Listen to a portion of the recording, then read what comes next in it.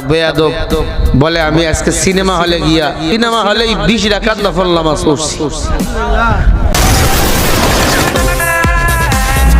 আমি শুধু একটা জিনিসই ভাবি, আসলে আমি হচ্ছে একজন কোরআনের হাফেজ। আমি প্রত্যেকদিন 5 রাকাত নামাজ পড়ি। এই সিনেমাটা দেখার সময় আমি সিনেমা হলে 20 রাকাত নফল নামাজ পড়েছি।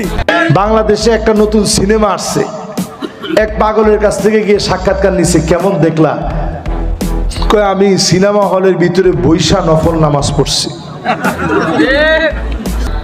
বেয়াদব বলে আমি আজকে সিনেমা হলে গিয়া সিনেমা দেখছি, সিনেমা ভালো লাগছে, এজন্য সিনেমা হলেই 20 রাকাত নফল নামাজ পড়ছি।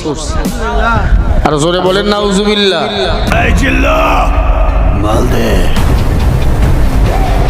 শাকিব খান অভিনীত বরবাদ সিনেমা শুধুই যে প্রশংসা কুড়াচ্ছে তা কিন্তু নয় দর্শক। হ্যাঁ দর্শক, আশা করি ভিডিওটি শেষ পর্যন্ত দেখবেন, তাহলে সব বুঝতে পারবেন।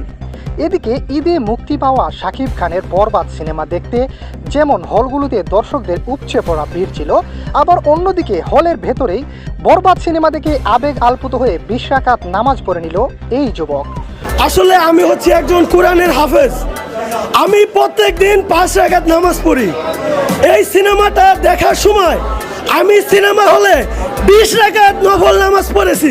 শুধু তাই নয়, একজন কোরআনে হাফেজ কতটুকু নেশাগ্রস্ত হলে সিনেমা হলের ভেতরেই 20 রাকাত নামাজ আদায় করতে পারে তা এই যুবককে না দেখলে আপনি বিশ্বাসই করতে পারবেন না। প্রিয় ভিউয়ার্স, আপনাদের কাছে প্রশ্ন হলো, সিনেমা হলে কি মানুষ নামাজ পড়তে যায়? সিনেমা হলে মানুষ যায় বিনোদন নিতে। সিনেমা হলে নামাজ পড়ে নতুন করে বিশ্বের বুকে ইসলামকে ছোট করলো এই যুবক। তাই তো শাকিব খানের বক্তসহ এই যুবককে কঠিন হুঁশিয়ারি দিলেন কিছু ইসলামিক বক্তা। আপনারা জীবনের দিকে একটু ঘাইটা দেখেন, এদের জীবনে বরবাদ ছাড়া কিছু আছে? এদের জীবনে আছে কি একটু মিলায় দেখেন। বিয়ে করছে, সন্তান হওয়ার পরে মানুষ বাপরে খুঁজে দিতে হলো, বাপকে সাওয়ালেন। এদিকে শাকিব খানের সিনেমা দেখতে আসা অনেক দর্শকরা মনে করেন এদেশে কি শুধু শাকিব খানেরই রাজত্ব চলবে? বাংলাদেশ ফিল্ম ইন্ডাস্ট্রি মানেই কি শাকিব খান?